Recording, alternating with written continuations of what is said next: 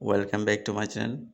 Gas আজকের এই ভিডিওতে আলোচনা করব কীভাবে আপনারা বাইন্যান্সে যে ডলারটা থাকবে সেটা কীভাবে হাইড করে রাখবেন, মানে কীভাবে লুকায় রাখবেন। আপনার ডলারটা যাতে কেউ দেখতে না পারে সেটা আপনি কীভাবে হাইড করে রাখবেন, লুকায় রাখবেন।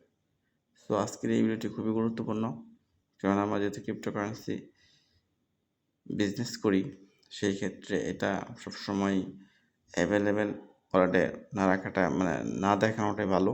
আপনি হাইড করে রাখলে সবচেয়ে ভালো হয়। সো কীভাবে আপনি আপনার ডলারটা হাইড করে রাখবেন সম্পূর্ণ দেখাবো আজকের এই ভিডিওতে। সো চলুন ভিডিওটি শুরু করি। অলরাইট গ্যাস, আমি প্রথমে চলে আসবো অ্যাসেট অপশনে। নিচে যে অপশন আছে অ্যাসেট, এই অ্যাসেট অপশনে আমরা চলে আসবো।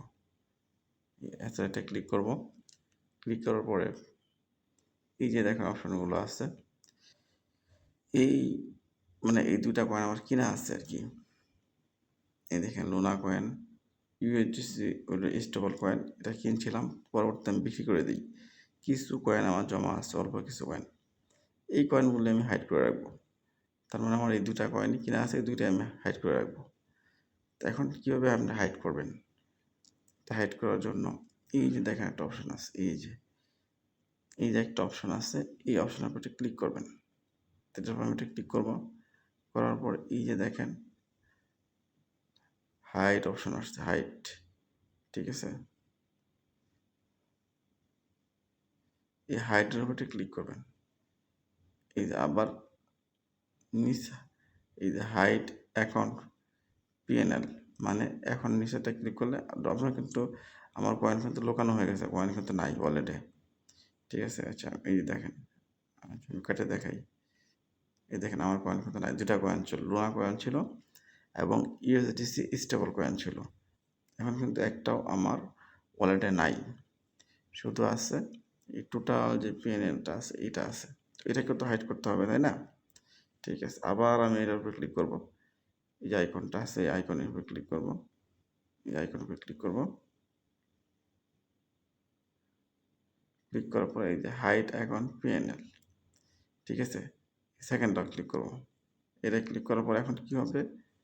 এটা ক্লিক করার পর এখন এটা চলে যাবে, এটা হাইড হয়ে যাবে, ঠিক আছে।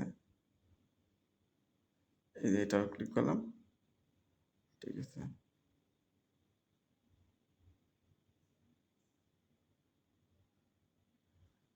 এই যে দেখেন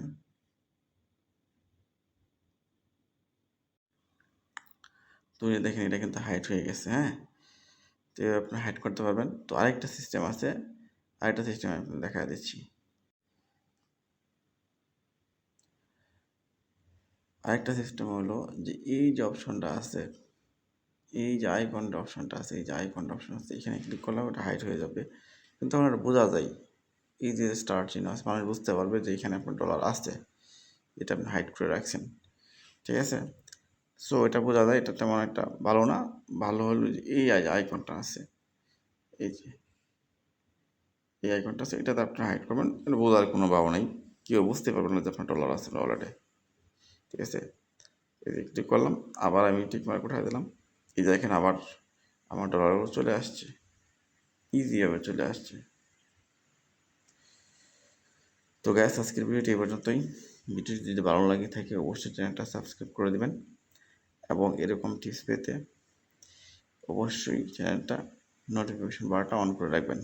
আজকের ভিডিওটি যদি ভালো লাগে অবশ্যই ভালো একটা কমেন্ট করবেন। ভালো থাকবেন, সুস্থ থাকবেন। আল্লাহ হাফেজ।